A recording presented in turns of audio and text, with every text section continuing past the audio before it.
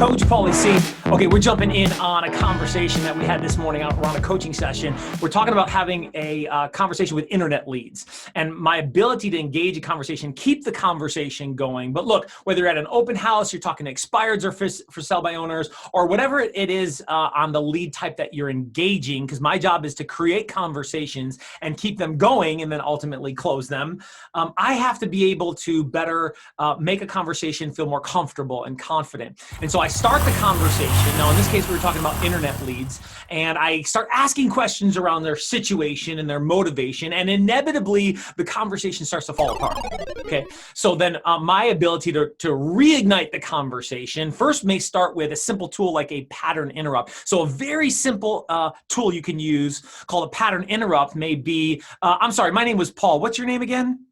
Now look, that just for a second, gave me an opportunity to switch the course of the conversation and the thought process of I'm listening to a sales pitch and I'm ready to reject this person to I'm giving them my name and I'm in alignment and agreement with the question that they asked me. Now, I know it's just a second, but all the inches count when I'm looking to warm up a conversation with people that I don't know. Okay, so that little pattern interrupt is a way to be able to change the channel on the conversation and then repeat and improve back into those situational and motivational questions. Now, I have to bring the energy, I have to bring the enthusiasm into that conversation because they ain't sitting around waiting for it. And so your delivery is integral to be able to keep that conversation going and reignite. Okay, so I'm looking at my notes here on when I'm asking situational and motivational questions, I may use a pattern interrupt, I may use a trial close. So a trial close is more propositional about what, well, coulda, shoulda, woulda, possibly in the future on a question that I have that brings possibility or opportunity. Okay, so I'm asking questions around situation or motivation. The conversation starts to fall apart and I use a trial close. Okay, so it may sound something like this. If we were to consider buying a property in, let's say, October or November, okay, it's August now. If we were considering to buy property maybe October or November, what are your thoughts around considering to buy at that time?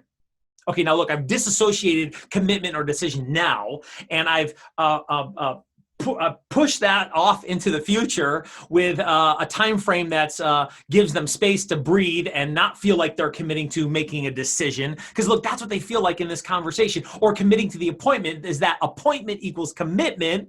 They ain't down with that. Okay, and so I perpetrate this possibility into the future as far as consideration into the future. And they go, well, yeah, that might be okay. Great. That just gives me an opportunity to jump back into the conversation or close for the appointment on value or opportunity around what conversation looks like now. Okay, another trial close may be, so what are your thoughts on waiting a long period of time?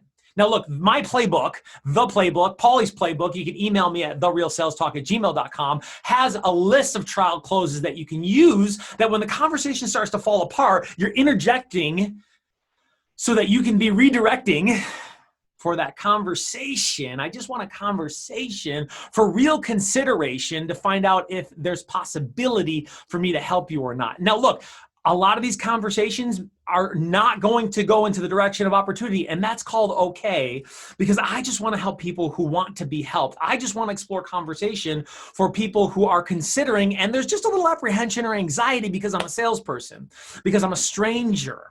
And I know I have to earn my trust in this conversation to explore what's going on with them, to earn their business and earn the next best step, which is, look, just the appointment. And when I use the appointment as an opportunity for them for value and opportunity, I assign value and opportunity to the appointment. When I assign value and opportunity to the appointment, that's when you get real consideration and you're authentic in your delivery, bringing energy and enthusiasm. That's when the game changes. Real Sales Talk.